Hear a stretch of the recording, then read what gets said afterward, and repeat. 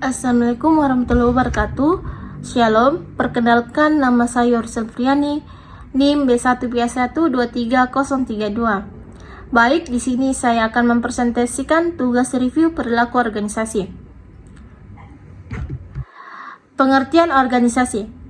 Organisasi adalah kumpulan dari dua orang atau lebih yang mengikatkan diri dengan suatu tujuan bersama secara sadar serta dengan hubungan kerja yang saling harmonis.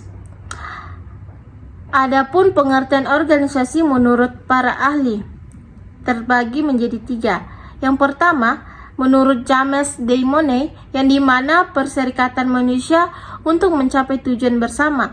Yang kedua itu menurut Chester I. Bernard, yang dimana suatu sistem aktivitas kerjasama yang dilakukan oleh dua orang atau lebih. Yang ketiga itu menurut Melayu SP Hasibuan, yang dimana sistem perserikatan formal berstruktur dan terkoordinasi dari sekelompok yang bekerja sama. Kita masuk ke materi yang pertama itu perilaku organisasi. Ciri-ciri organisasi terbagi menjadi dua. Yang pertama ciri-ciri umum, yang kedua itu ciri-ciri menurut Steiner dan Brelson. Ciri-ciri umum terbagi menjadi 5. Yang pertama itu terikat formal dan tatib. Yang kedua itu pendelegasian, koordinasi, dan wewenang. Yang ketiga itu ada kerjasama terstruktur. Yang keempat itu sasaran dan tujuan. Yang kelima itu terdapat komponen atasan dan bawahan. Ciri-ciri menurut Steiner dan Brelson itu terbagi menjadi 4. Yang pertama itu formalitas, yang kedua itu hierarki, yang ketiga itu besar dan kompleksnya, yang keempat itu durasi. Unsur-unsur organisasi terbagi menjadi 5. Yang pertama itu yang kedua itu kerjasama, yang ketiga itu tujuan bersama, yang keempat itu peralatan, yang kelima itu lingkungan. Tujuan organisasi terbagi menjadi 5 tujuan. Yang pertama itu pedoman kegiatan, yang kedua itu sumber legitimasi, yang ketiga itu standar pelaksanaan, yang keempat itu sumber motivasi, yang kelima itu dasar rasional dalam pengorganisasian. Terdapat 3 siklus hidup organisasi. Yang pertama itu tahap pertumbuhan, yang kedua itu tahap beranjak dewasa, yang ketiga itu tahap penurunan. Kita masuk ke materi yang kedua itu teori organisasi. Terbagi menjadi 4. Yang pertama itu teori organisasi klasik. Yang dimaksud dalam teori organisasi itu disebut dengan teori tradisional atau teori modern pada awal 1810-an.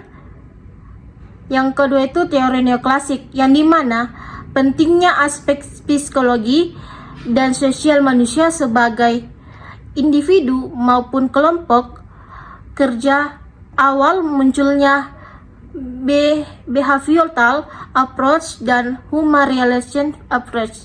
Yang ketiga itu teori modern, yang dimana perkembangan teknologi yang pesat banyak membawa pengaruh terhadap perkembangan organisasi-organisasi sebagai living system.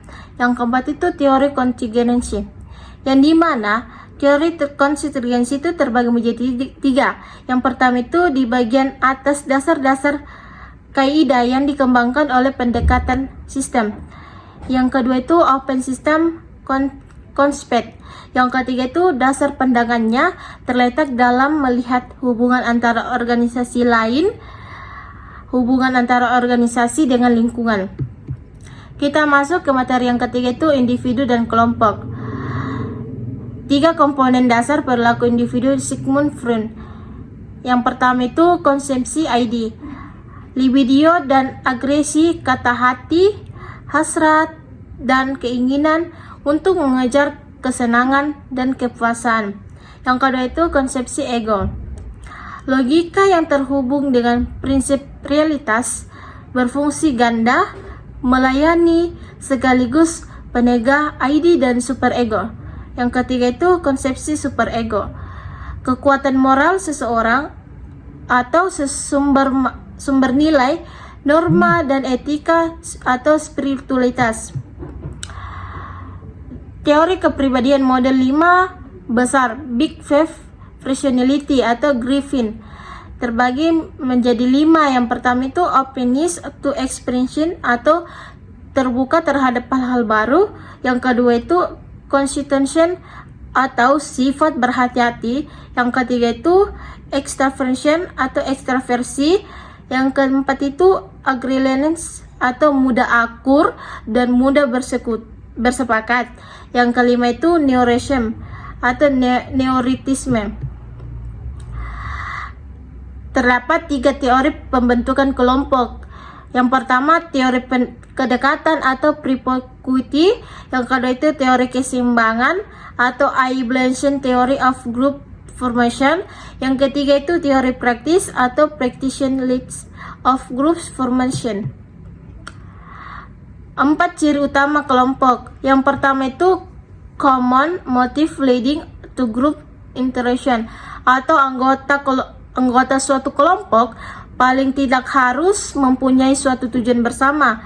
Yang kedua itu members who are affected differently by their interaction atau hubungan dalam suatu kelompok harus memberikan pengaruh kepada setiap anggotanya. Yang ketiga itu group structure with different degrees of status, yang dimana dalam kelompok selalu ada perbedaan tingkat status karena akan selalu ada pimpinan dan pengikut. Yang keempat itu standar, norms, dan values. Karena kelompok terbentuk untuk mencapai tujuan bersama, maka biasa pembentukannya disertai tingkah laku dan sistem nilai bersama. Terdapat 5 tahap pembentukan kelompok atau Bruce-Tuckman. Yang pertama itu forming, yang kedua itu storming, yang ketiga itu norming, yang keempat itu performing, yang kelima itu adjourning. Kita lanjut ke materi yang keempat, nilai dan sikap. Nilai atau values. Nilai juga merupakan suatu tuntunan atau pedoman yang mendasari bagaimana seseorang atau sebuah organisasi berpikir, mengambil keputusan, bersikap, dan bertindak. Nilai dan norma. Norma adalah nilai, tetapi nilai belum tentu berbentuk norma. Norma adalah nilai secara umum diterima oleh suatu masyarakat dan menjadi pedoman. Nilai yang sudah menjadi norma mengandung janji hadiah dan ancaman sanksi. Nilai instrumental dan nilai terminal. Nilai instrumental dan nilai terminal itu terbagi menjadi 6. Tentram, lulusan ujian, bekerja, kawin, laba, sembahyang. Nilai terminal itu bahagia, bekerja, kawin, punya anak, penghargaan, masuk surga. Etika dan moral. Etika merujuk pada 2 hal. Yang pertama, etika berkenaan dengan nilai-nilai yang dianut manusia olehnya, merupakan cabang filsafat. Yang kedua itu etika merupakan pokok permasalahan dalam nilai dan hukum yang mengatur tingkah laku manusia. 5 karakteristik sikap. Yang pertama itu ada objek. Tidak ada sikap tanpa objek. Yang kedua itu mengarah. Setiap objek pasti ada arahan. Yang ketiga itu berintensitas. Sejauh mana atau seberapa tinggi sikapnya. Yang keempat itu berstruktur. Ada komponen yang terbentuk dengan sendiri atau kognisi dan efeksi.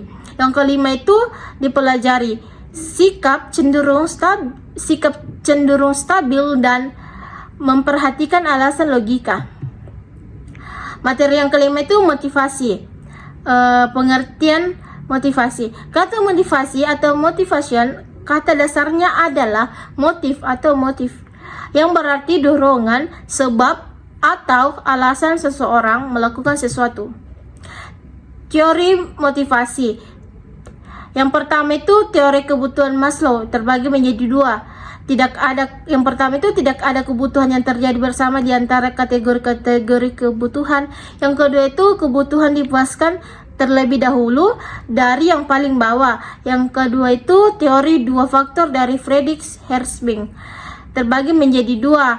Yang pertama itu faktor sesuatu yang dapat memotivasi atau motivator, faktor prestasi atau achievement, faktor pengakuan atau penghargaan, faktor tanggung jawab, faktor memperoleh kemajuan dan perkembangan dalam bekerja, khususnya promosi, dan faktor pekerjaan itu sendiri. Yang kedua itu kebutuhan kesehatan lingkungan kerja atau hygiene net. Kondisi kerja nyaman, gaji, keamanan, hubungan antara pekerja, kebijaksanaan perusahaan. Yang ketiga itu teori prestasi atau achievement dari MC Shellen, terbagi menjadi satu. Teori ini mengklarifikasi berdasarkan akibat suatu kegiatan berupa prestasi yang dicapai, termasuk juga dalam bekerja. Dengan kata lain, kebutuhan berprestasi merupakan motivasi dalam pelaksanaan pekerja. Yang keempat itu teori penguatan atau reinforcement, terbagi menjadi satu. Prinsip yang disebut hukum ganjar atau law of effects. Suatu tingkah laku mendapat ganjaran menyenangkan akan mengalami penguatan dan kecenderungan diulangi.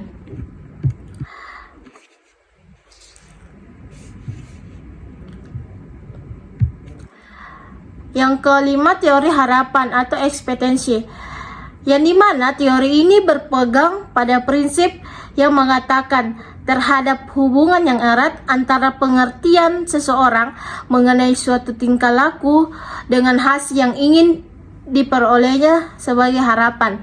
Yang keenam itu teori tujuan sebagai motivasi, terbagi menjadi dua. Yang pertama itu tujuan akan berfungsi sebagai motivasi dalam bekerja.